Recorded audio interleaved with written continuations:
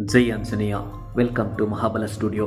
ನಿನ್ನ ಜೊತೆ ನನ್ನ ಕತೆ ಕನ್ನಡ ಸೀರಿಯಲ್ದು ಇವತ್ತಿನ ರಿವ್ಯೂ ಏನಪ್ಪ ಅಂದರೆ, ಭೂಮಿ ಎಲ್ರಿಗೂ ಟೀ ಮಾಡ್ತೀನಿ ಅಂತ ಹೋಗ್ತಿರ್ತಾಳೆ.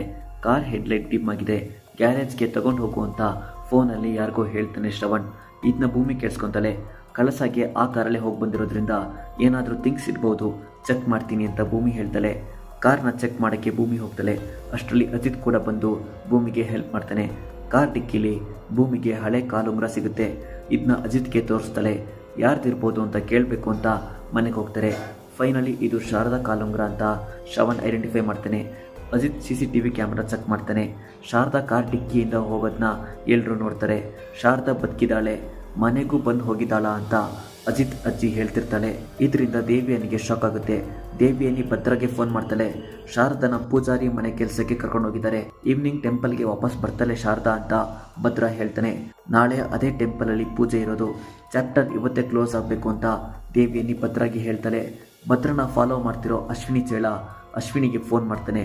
ಶಾರದಾ ಎಲ್ಲಿದ್ದಾಳೆ ಅಂತ ಭದ್ರಗೆ ಗೊತ್ತಾಗಿದೆ. ಅವನಿಗೆ ದೇವಿಯನಿ ಡೀಲ್ ಕೊಟ್ಟಿದ್ದಾಳೆ ಅಂತ ಅಶ್ವಿನಿಗೆ ಅಪ್ಡೇಟ್ಸ್ ಕೊಡ್ತಾನೆ. ಭದ್ರ ಶಾರದನ ಕರ್ಕೊಂಡು ಹೋಗೋ ಫಸ್ಟೇ ನಾವು ಶಾರದನ ಕರ್ಕೊಂಡು ಹೋಗ್ಬೇಕು ಅಂತ ಅಶ್ವಿನಿ ಪ್ಲ್ಯಾನ್ ಮಾಡ್ಕೊತಾಳೆ. ಅಂಚನ ನೆಚ್ಚಿಗೆ ಎಂಗೇಜ್ಮೆಂಟ್ ಮಾಡಿಸಿ ಗೆದ್ದಿದ್ದೀನಿ ಅಂತ ದೇವಿಯನಿ ಅಂದ್ಕೊಂಡಿದ್ದಾಳೆ.